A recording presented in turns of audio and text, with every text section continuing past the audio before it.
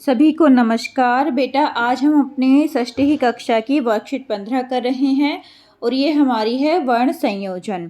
ठीक है, तो वर्णमाला से तो आप परिचित हैं ही, आप सबको पता है वर्णमाला क्या होती है। वर्णमाला में स्वर और व्यंजन होते हैं। ठीक है, वर्णों से मिलकर ही शब्द बनते हैं। जितने भी हम शब्द बनाते हैं वो किससे मिलकर बनते हैं? वर्णों से मिलकर बनते हैं। अच्छा, स्वर क्या होते हैं? स्वर आपको पता है, ए आ ई उ ऊ ए ऐ ओ औ अंग अह, ये आपके स्वर होते हैं। और व्यंजन क्या होते हैं बेटा? क ख ग घ, ये आपके व्यंजन होते हैं। तो ये बेसिक नॉलेज है, ये तो आपको पता ही है। अब हमें क्या करना है, शब्द कैसे बनाए जाते हैं। अब हमने ये सीखना है कि शब्द कैसे बनाए जाते हैं। जैसे बेटा ये रामः लिखा हुआ है ना, तो राम जो है शब्द वो 4 वर्णों से मिलकर बना हुआ है। इसमें 4 वर्ण हैं। कौन कौन से वर्ण हैं? रा है और उसके बाद आ है, पूरा रा बन गया। उसके बाद माँ है बेटा और आ है आहा है, रामः। अब यहाँ पर देखो क्या किया है हमने, रा के नीचे तो हलंत लगाया है। और रा क्या है? हमारा व्यंजन वर्ण है। आ हमारा स्वर है, माँ हमारा फिर व्यंजन वर्ण है और आहा हमारा स्वर है। तो जो ये येलो से लिखे हुए हैं ये वाले क्या हैं? हमारे व्यंजन वर्ण हैं। और जो हमारे नीले रंग से लिखे हुए हैं वो हमारे क्या हैं? स्वर हैं। ठीक है, तो आपने क्या नोटिस किया? हमने नोटिस किया कि यहाँ पर जो भी हमारा व्यंजन होता है ना, उसके नीचे अगर हम हलंत लगा देते हैं, ठीक है, उसके नीचे अगर हम हलंत लगा देते हैं तो वो हमारा स्वर रहित व्यंजन हो जाता है, उसमें स्वर नहीं होता है। इसलिए ही हमने बाद में वर्ण विच्छेद करके यहाँ पर आ जो है स्वर बाद में दिखाया इसमें। जैसे यहाँ पर रा लिखा होता है ना बेटा, अब इस राम में रा को देखो, रा को कैसे लिखा है उसमें? रा के नीचे हलंत फिर आ। अब इन दोनों को मिलाएंगे तो क्या बन जाएगा? रा बन जाएगा। ऐसे ही माँ के नीचे हलंत और आहा महा। ठीक है, रामः, ये रामः शब्द बन गया। धनम शब्द रूप देखो अब क्या है, ध के अंदर क्या होगा? आ होगा, क्योंकि जितने भी हमारे पास क्या होते हैं? व्यंजन होते हैं बेटा, उसमें स्वर होता है। जितने भी व्यंजन वर्ण होते हैं ना उसमें स्वर होता है। और जैसे ये का लिखा है ना बेटा मैंने, इसमें स्वर है। और अगर मैं इसका वर्ण विच्छेद करती हूँ तो इसमें यहाँ का मैं इसमें स्वर हटा देती हूँ, तो ऐसे लिखूंगी का के नीचे हलंत और आ। तो आप क्या समझे हो? अगर हम किसी के नीचे हलंत लगा देते हैं तो उसका मतलब क्या? उसमें से हमने स्वर को हटा दिया और बाद में हमने स्वर लिख के दिखा दिया कि ऐसे हम लिखेंगे तो ये हमारा पूरा का बन जाएगा। तो का वर्ण विच्छेद क्या हो जाएगा? क के नीचे हलंत फिर आ। ऐसे ही की होगी तो का के नीचे हलंत और ई की मात्रा। ठीक है, इस तरह से हम करेंगे। अब नेक्स्ट देखिए, धनम में हमने क्या बताया? धा बन गया, धा और आ मिलकर क्या बन गया? धा बन गया। ऐसे ही ना और आ मिलकर ना बन गया बेटा। और माँ तो खुद इसमें हलंत लगा हुआ है तो माँ एज इट इज लिख दिया।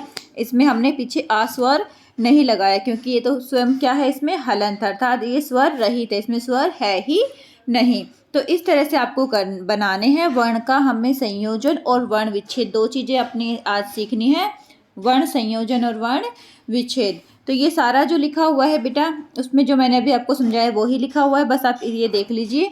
देखो का कैसे बनाया है, का कैसे बनाया है? का में हलंत लगा के और फिर बाद में आ लगा दिया। ऐसे ही की बनाई है तो का में हलंत लगाया और फिर बना दी की। कू भी ऐसे होगा, का में हलंत और ऊ कू। ऐसे ही का कै आ का, ठीक है, कै में हलंत आएगा फिर आ स्वर आएगा। की कै में हलंत आएगा फिर बड़ी आएगी की कू। ठीक है, ऋषि में कैसे आ जाएगा? क्री में क्या आएगा? का में हलंत और फिर ऋषि। तो इस तरह से आप बनाओगे। ऐसे ही के कैसे बनता है? का में एक मात्रा कई, ठीक है, आई हो जाएगा। को होगा तो का धन ओ हो जाएगा। कऊ होगा तो का धन औ हो जाएगा। कंग होगा तो का धन अंघा हो जाएगा। और कहा हुआ तो का धन आ हो जाएगा, अह हो जाएगा। तो इस तरह से बेटा हम शब्दों का वर्ण विच्छेद करेंगे। एक ये तो सिर्फ आपको एक वर्ण का वर्ण विच्छेद कराया है। ऐसे ही जो भी शब्द होगा उनमें हम वर्णों का विच्छेद करते चलेंगे और उसको सोल्व करेंगे। अब ये देख लीजिए, इसमें सही है गलत हमें बताना है। तो इसमें क्या सही है क्या गलत है? स्वर रहित दिखाने के लिए हम नीचे हलंत लगाते हैं व्यंजन के। ठीक है, ये बिल्कुल सही है क्योंकि व्यंजन को स्वर रहित दिखाने के लिए उसके नीचे हम क्या लगाते हैं? हलंत लगाते हैं। तो ये हमारा सही है। नेक्स्ट पूछा गया है स्वरों के नीचे भी लगाया जा सकता है हलंत? नहीं, हलंत को स्वरों के नीचे नहीं लगाते, सिर्फ जो व्यंजन वर्ण होते हैं उनके नीचे हम हलंत लगाते हैं, तो ये क्रॉस हो गया।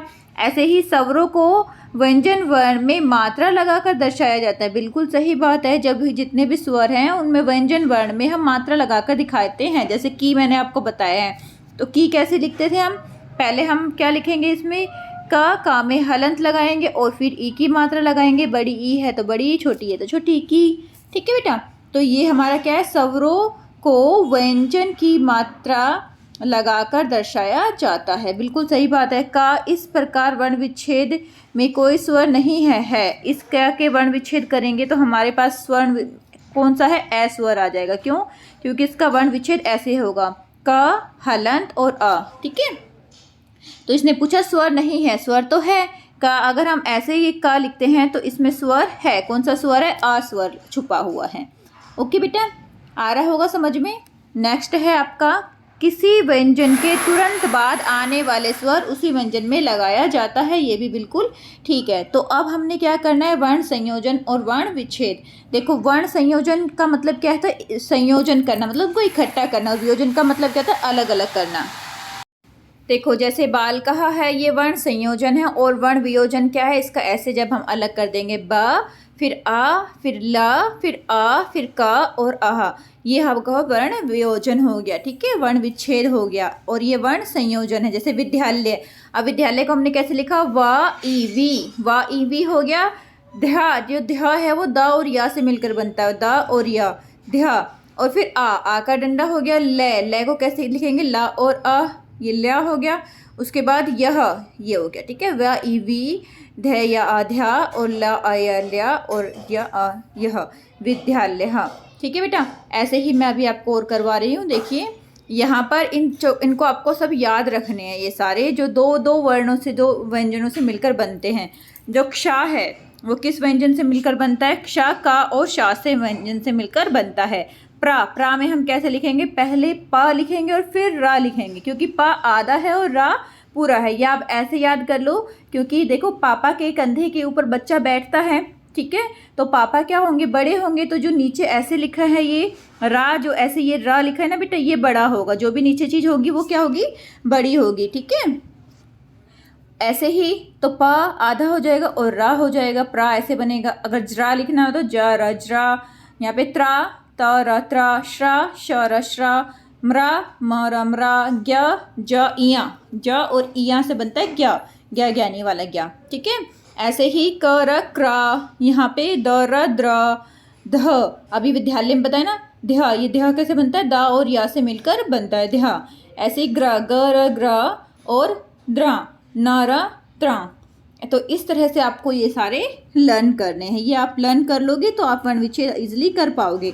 अब नेक्स्ट आपका दिया हुआ है वर्ण विच्छेद करना है, तो बालिका का आपको करना है, नम्रता का करना है और श्रीमान का करना है। आंसर मैंने आगे दिए हुए हैं, पहले आप यहाँ पर देख लीजिए।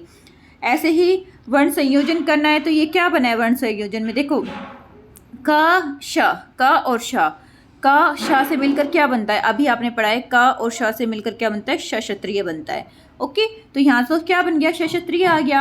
और उसके बाद सॉरी बेटा, यहाँ तो क्या आ गया, क्षत्रिय आ गया। और उसके बाद त और र, यहाँ त और र से क्या बनता है, त्र बनता है। त और र से मिलकर क्या बनता है, त्र बनता है। और ऊपर मात्रा लगी हुई है, उसके बाद ई की मात्रा, तो हम यहाँ पे ऐसे लिख देंगे क्षत्रिय। और पीछे क्या बच गया, यह, तो हम यह लिख देंगे क्षत्रिय। ये हमारा आंसर हो जाएगा, क्षत्रिय। आंसर मैंने आगे लिखे हुए, यहाँ सिर्फ मैं आपको समझा रही हूँ। ऐसे ही नेक्स्ट देख लीजिए, नेक्स्ट में क्या है, व ई ज अ, अब व ई वी हो गया, ये तो आप कर लोगे, व ई वी हो गया। अब जा और इया, जा और इया से मिलकर क्या बनता है, ज्ञा बनता है। ठीक है, और आ का डंडा आ गया तो ज्ञा बन जाएगा। वी हो गया, उसके बाद आपके पास ज्ञा आ गया, और उसके बाद क्या है, ना हो गया। और बाद में क्या है, बाद में क्या है, माँ में हलंत है तो उसमें बिंदी भी लगा सकते हैं हम, या फिर अनुस्वार भी कर सकते हैं, या फिर माँ के बाद ऐसे इसको एज इट इज़ भी लिख सकते हैं। वो आपकी मर्जी है कि आप क्या करना चाहोगे। ओके बेटा, तो विज्ञानम हो जाएगा। नेक्स्ट आप लोगों के पास क्या है, ग र अ, ग्रा बन गया, ग र। अब आपने पढ़ा है ग र क्या बन जाएगा, ग्र ऐसे, और आ की मात्रा होगी, ग्रा हो गया। उसके बाद महा हो गया, ग्रा महा। ये आंसर है बेटा, इसका स्क्रीनशॉट ले लीजिए और अपनी नोटबुक में लिख लीजिए। ठीक है, बालिका, नम्रता, श्रीमान और वर्ण संयोजन में हमने किया था क्षत्रिय विज्ञानम ग्रामः। इसको नोट को स्क्रीनशॉट कर लीजिए और अपनी नोटबुक में लिख लीजिए। आपको समझ में आ गया होगा। अब ऐसे ही आप अपने परिवार में जितने भी सदस्य हैं उनका वर्ण विच्छेद कीजिए और वर्ण संयोजन कीजिए और कोशिश कीजिए बेटा कि आप लोग इनको अप्लाई कर सको। क्षत्रिय कैसे बनता है, का क्षत्रिय वाला त्रा, ठीक है। जैसे आपने त्रिशूल लिख दिया, क्षत्रिय लिख दिया और ज्ञानी तो आप बना चुके, तो इससे और भी जो शब्द बनते हैं वो आप बनाने की कोशिश कीजिए। ओके बेटा, अपना ध्यान रखना।